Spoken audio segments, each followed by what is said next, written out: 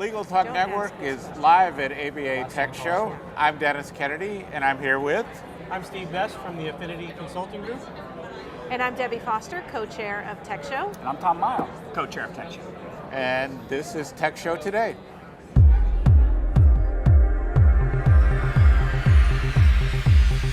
Happy to be back doing Tech Show Today this year with my co-host Steve Best and Debbie Foster and Tom Mighell, the co-chairs of Tech Show.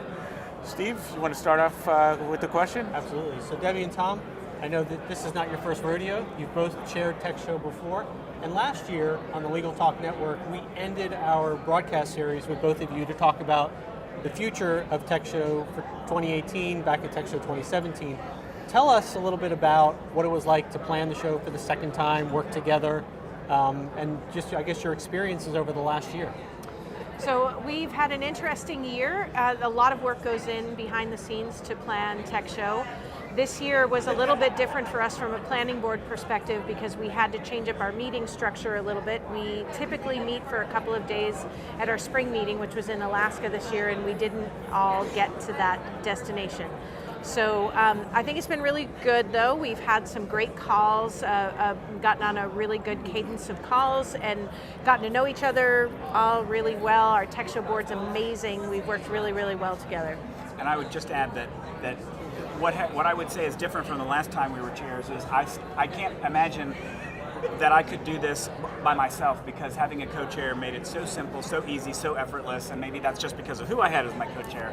But I think it works well. We're able to take up for each other and divide up responsibilities. But Debbie's right, the board is amazing. They're very strong.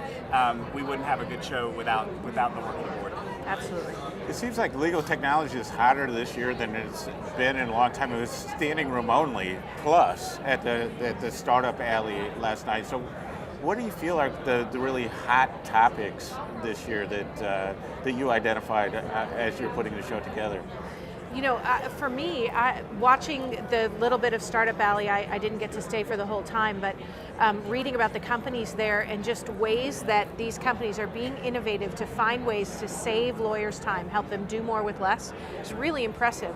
And from a vendor exhibitor perspective, the number of practice management programs that are here on the floor and vendors that we haven't seen before. I mean, there's just a great buzz going on about technology in law firms. I love it. And I would say that the hot topics, the hot buzzwords, we say innovation, we say artificial intelligence and blockchain and all of these things, and I think those are all incredibly important for lawyers to understand. And the fact that they're here learning about it is important. Will 90% of the lawyers, go out and immediately start using blockchain? Probably not. Knowing about it's great, but that's why Tech Show is great, because while they're learning about the new and upcoming hot topics, they've also got fundamentals of the basics in practice management, in using your core production tools, in using the things that they're using every single day to run a practice. And I think that's equally as important as just the new topics that I think are making that hashtag of legal tech so important. So tell us a little bit, maybe let's talk a little bit about tips for old-timers versus first-time attendees, and what was the board considering when trying to balance out programs or topics you thought would be popular versus what are really the up-and-coming hot topics that we just identified? Well, I think that we had a very strong board that was able to identify what they thought were the hot topics that were out there. They identified one of the things that I've learned, let me say real quick, one of the things that I've learned from the 10 years ago that I was chair is that 10 years later, it's impossible to please everybody with the number of sessions that you're going to get. There are so many legal technology topics that all I can say is in the past 3 or 4 weeks, I've seen people posting random comments that, why don't you have something about this? Why don't you have something about that? I'd love to have all of it. And so I think that what our board did was they tried to come up with the things that would get to the most people, that would have the best bang for the buck. It's also a challenge because you have attendees here with varying degrees of legal technology skill. You have new attendees who know about technology and old attendees who don't know a lot about technology. You've got it all over the board, so we have to do a mix of beginner, intermediate, and advanced stuff too, and that's part of the complication of putting that together. And I think the board has done a good job of getting a good combination of those types of sessions. Yeah, I agree, and we've always had a challenge since as long as I've been on the Tech Show board and been involved in Tech Show in really defining beginner, intermediate, and advanced. You know, someone who thinks that they're advanced might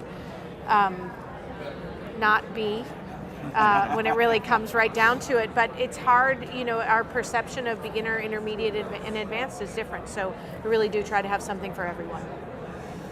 So I know, Tom, you enjoyed the experience over the year of shooting down about 30 or 40 crazy session ideas from me, so I know at least that.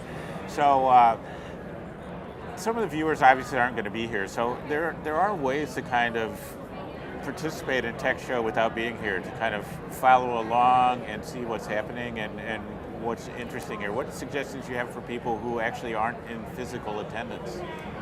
I think there's really two good ways that I can think of off the top of my head.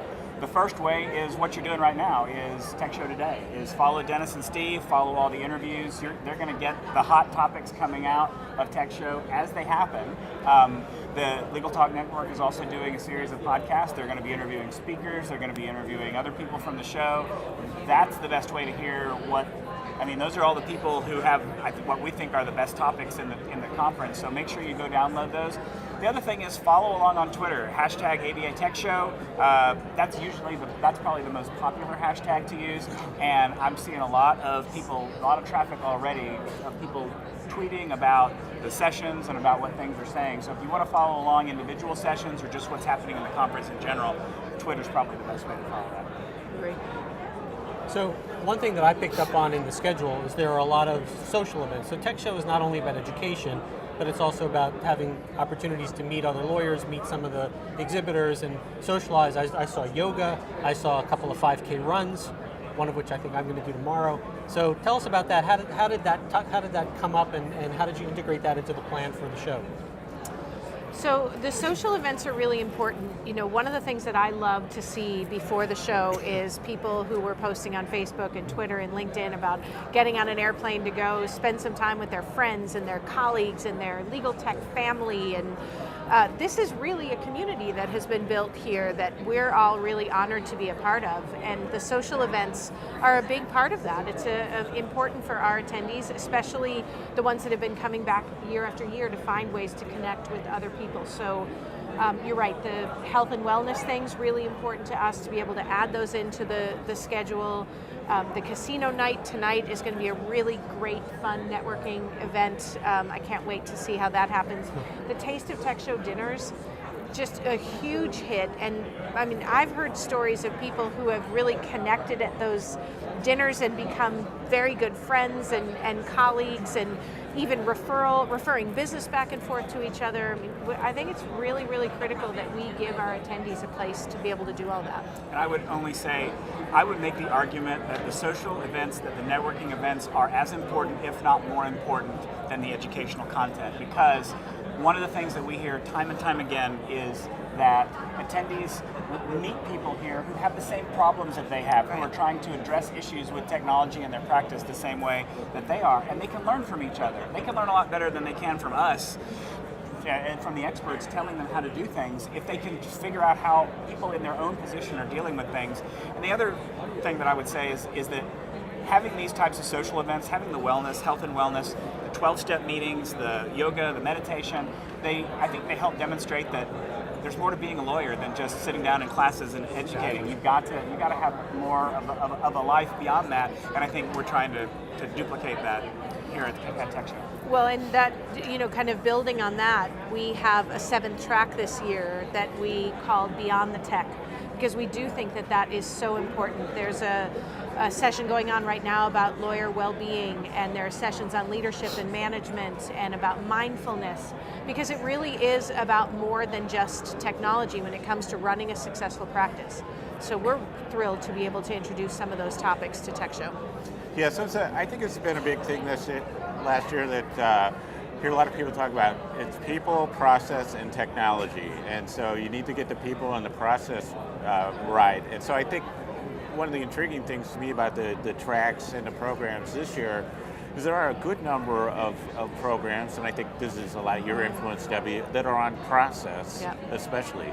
So want to talk about maybe some of that, so kind of don't bog down so much in what's new Right. and shiny, but sort of how does it actually help you? Sure. I mean, from a technology perspective, my real job is revolves a lot around technology in a law firm, and lawyers and paralegals and firm administrators are often looking to replace the technology they have, when the reality is what they have would actually work if they really thought about how they got their work done, got their people trained to make sure that they were using the technology the right way.